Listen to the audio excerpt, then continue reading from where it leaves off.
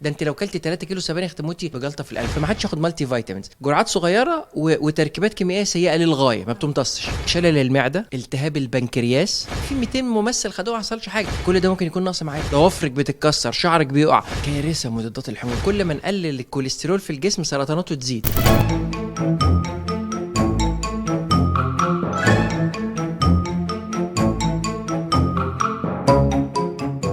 حضرتك دايما كنت بتحذر من مشتقات الحليب والخبز والسكريات، وطبعا عائلة فكر تاني وتقريبا معظم الناس بقت تتابع ده، ورغم ذلك بقيت حضرتك بتحذر من بذور الخضروات، نفس الطماطم والفلفل. ناكل ايه يا دكتور؟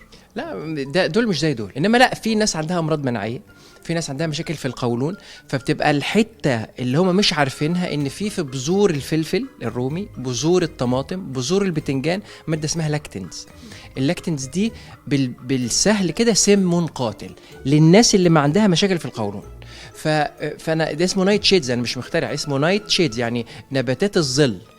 النباتات دي ربنا عشان يحميها فحط سم في البذور عشان الحيوانات ما تجيش تاكلها. فاحنا لما ناكل منها كتير وانا ابقى ضعيف تاذيني، يجيب لي مرض مناعي، يجيب لي ارتشاح امعاء، يجيب لي قولون عصبي، يجيب لي سيلياك، يزود السيلياك ديزيز اللي منتشر بشكل كبير. فالناس اللي عندها اي مشكله في القولون يا اما تشيل بذور الطماطم والبتنجان والفلفل، يا اما تبطل ال3 دول لمده شهر. من الامور اللي شائعه اللي كنت بتحذر منها ايضا المالتي فيتامينز، وكنت بتنصح بالمينرالز. المالتي فيتامينز مش عشان هي مش مهمه جدا جدا زي، بس للاسف كل البراندات اللي موجوده حاليا في السوق بيجيبوا كميات قليله وفيتامينات مصنعه. المالتي مينرال من اهم الحاجات اللي تحسس ان الصحه. مفيش حد هيجيله، يعني لو عندك فوجي مايند، عندك يعني غير وضوح في المخ، ما بتنامش كويس، مودك مش تمام، ما امراضك، عندك مرض مناعي، جلدك ناشف، نظرك ضعيف، عندك سكر، عندك ضغط،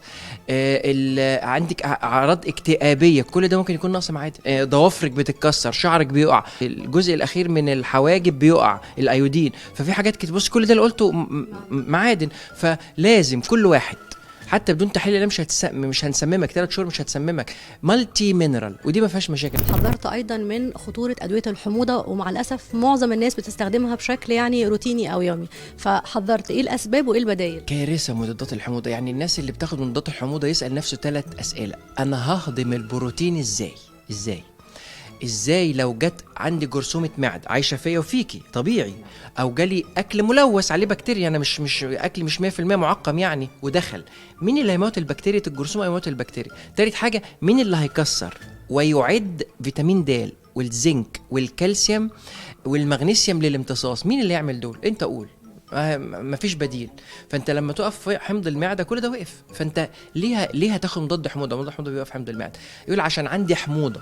90% من الناس اللي عندهم حموضه حمضهم واطي، فلما يكون الحمض واطي محتاج اقويه، مش اموته خالص. فانت تجرب نص معلقه صغيره على خل تفاح بايو اورجانيك بالعكاره بتاعته. انا شفت ساعات في السوبر ماركت صافي ده ترميه في الشارع، لازم يبقى العكاره دي هي اللي بتعمل شغل. فاخد نص معلقه صغيره على كوبايه ميه بعد الاكل. يا سيدي لو انت عندك حتى قرحه او عندك مشكله، عمر نص معلقه هتموتك. الجينات بتتحكم في 5 لا تتحكم في 5% فقط من صحه الانسان اذا كان يعني نمطه او نظامه الغذائي جيد. طيب كمان احنا بنسمع في اي حد لا سمح الله في عنده امراض مزمنه او لا قدر الله امراض الاورام والسرطانات، عافانا وعافاكم وعافى الله والسامعين، بيسالوا اول حاجه عن الهيستوري او التاريخ العائلي المرضي. فازاي الجينات مش بتاثر؟ ما حدش بقولش بتاثر، بس بتاثر مش بالشكل الناس اللي يعني مش في سيدات كتير عندهم جين الباركا اللي هو السرطان، بس لازم يجي لها سرطان؟ لا. انت بتاكلي كويس؟ مشاعرك بتحبسيها ولا بتطلعي مشاعرك؟ روحانيا انت كويسه؟ فيتامين د عندك مظبوط؟ بتاكلي مقليات وحلويات ومنتجات البان؟ بتلعبي رياضه؟ الرد على الاسئله ده هيقول لي الجين هيبقى يعمل لي سرطان ولا هيفضل نايم. اكلك وشربك ونومك وحياتك، بسيبك بقى من انك ترمي المسؤوليه على الجينات. لا. انتشر ايضا يا دكتور مؤخرا اصابه عدد كبير من الاشخاص بشلل المعده بعد تعاطيهم او تعاملهم مع ابر التخسيس، حتى لو كان تحت اشراف طبي. ما هو الابر اصبحت اشراف طبيب الدكتور هيمنع السايد افكت؟ لا، هي من قبل ما نبتديها شلل المعده، التهاب البنكرياس، الفشل الكلوي بدون سابق انذار، سرطانات الغده الدرقيه. اللي مصنعينها كاتبين الكلام ده عندهم، يعني ادخل ويب سايت هتلاقي الكلام ده مكتوب، ما خدعوكش على فكره. ما خدعوكش، ولك تستخدم تحت اشراف طبيب. يعني ممثل مثلا ظهر عنده المشكله دي، ايوه ما في 200 ممثل خدوها ما حصلش حاجه. يعني الموضوع مش منتشر، يعني مش الناس تترعب بقى وبدام انا خدتها مره هيحصل لي حاجه، لا برضه هو سايد افكت ممكن يحصل، ممكن بس ممكن ما يحصلش. فما نخوفش الناس. ده انت لو كلتي 3 كيلو سبانخ تموتي بجلطه في القلب. 3 كيلو سبانخ. في علاقه يا دكتور بين امراض الكوليسترول وادويتها والاصابه بالسرطان؟ في بصي في اكتر من 23 دراسه ميتا اناليسيس، يعني دراسات كبيره درسوها، لقوا ان كل ما نقلل الكوليسترول في الجسم سرطاناته تزيد، لان احد الاكشنز او الادوار بتاعه الكوليسترول انه يعمل ميكانيزم يحمينا من السرطانات. حاجه تانية، ادويه الكوليسترول بتقلل في الجسم حاجه اسمها كيو انزيم 10، مش بتقللها، بتمنعها صفر. الكيو انزيم 10 ده بيشغل البيوت الطاقه لسه متكلمين عليها. طب بيوت الطاقه لو اتشلت حضرتك، طب عندي خلايا سرطانيه موتها ازاي؟ عندي التهابات، الجهاز المناعي تجيب طاقه منين؟ عايز العب رياضه اجيبه منين؟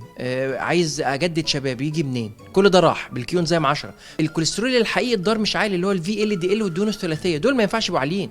انما عشان التوتال عالي او ال دي ال الكبير عالي، طب ما تعمل في ال دي ال ودهون ثلاثيه. لو يعني فيهم عاليين في خطوره، روح للدكتور وقول له انا بدام باخد ادويه كوليسترول حضرتك لازم تديني كيو انزيم 10، ما يقدرش يقول لك لا. ربنا يديك الصحه والعافيه، وشكرا يا دكتور، ميرسي على اللقاء وعلى المعلومات اللي اثرتنا بيها ونورت الكويت مره. كل التوفيق ليك يا رب.